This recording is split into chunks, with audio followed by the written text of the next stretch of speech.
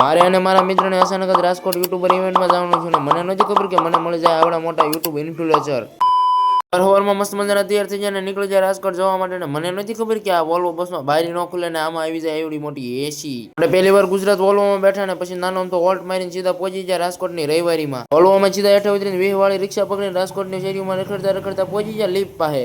ના ફેરા ફરે એમ લીપમાં ફરીને અમે પહોંચી ગયા યુટ્યુબ ઇન્ફ્લુએન્સરની ઇવેન્ટમાં. અમને નથી ખબર કે આવડા મોટા યુટ્યુબર મળી જાય. આ બધા યુટ્યુબર માંથી તમે કોને કોને ઓળખો એ જરા કોમેન્ટ કરી દેજો ને હાલો મીટિંગ ફટાફટ પતાવી દેવી. મીટિંગ પૂરી થઈ ગઈ ને અમે બધા પછી નિરાતે બેઠા હતા ને પછી પડેલા જગદીશભાઈ ડેર ને કેશુર કિંગ ચાર પાંચ ફોટા. પછી તો બપોરનો સમય થઈ ગયો એટલે ફોર વ્હીલ લઈને પહોંચી ગયા પેટનો ખાડો ભરવા પણ અહીંયા તો ફોર વ્હીલ મૂકવાની જગ્યા જ નથી. અમે એમ કરીને ફોર વ્હીલ પાર્ક કરીને પછી અમે બધા બે બપોરનું ભોજન સમારંભ લેવા. ભાઈ બંધ અહીંયા હોટલનું એસ્ટિમેટ તોડ નાખ્યું.